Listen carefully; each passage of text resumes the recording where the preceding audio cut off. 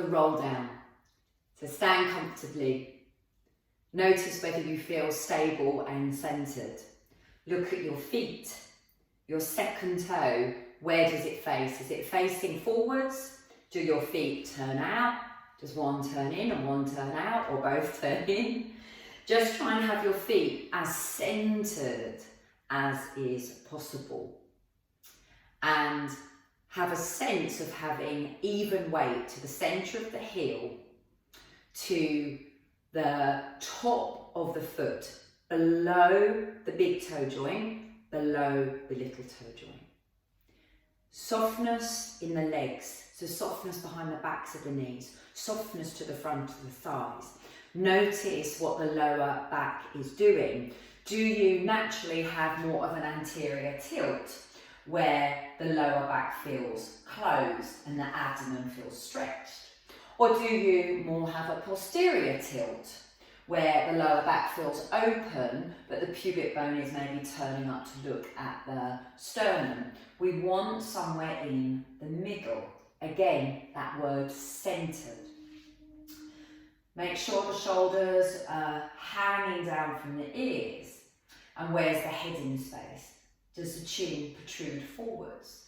If it does, have a sense of drawing the chin back to the front of the throat. You want to feel grounded in the feet, but an upward lift from the crown of the head.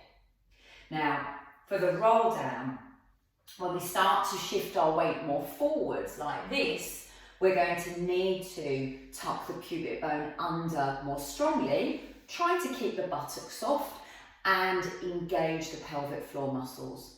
Now, if you feel really kind of loose in your body, you'll have to put more tone up. If you're quite stable and strong in the body, then maybe less tone, and that will depend, it will vary for all of us. So once you set your standing position, the first thing I want you to do, keeping the chin towards the front of the throat, is nod the head. And just notice the tension that you can feel to the back of the head, the back of the neck, and maybe down the back of the body. Some of you might feel tension all the way to under the soles of the feet. This is the superficial back line. Now what I'd like you to do is continue or start to roll down from the upper back. Just imagining that each vertebra of the spine can open individually, one by one. Now the more weight you put forwards, you need to tuck the pubic bone under, keep the feet centered, keep the backs of the knees soft and the front of the thighs soft, and put some pelvic floor tone up. Now when you come to that halfway point, you might feel a lovely opening in the lower back. Pause here. Just allow your soft, gentle breath to flow to the back of the body. The arms just hang, the chin still tucked towards the front of the throat and the chest. And now continue your roll down, letting the breath flow. Again, pubic bone tucks, you put as much tone up in the pelvic floor as you need. Now, it's absolutely fine to soften and bend the knees, especially if you get a strong pull down the back of the legs.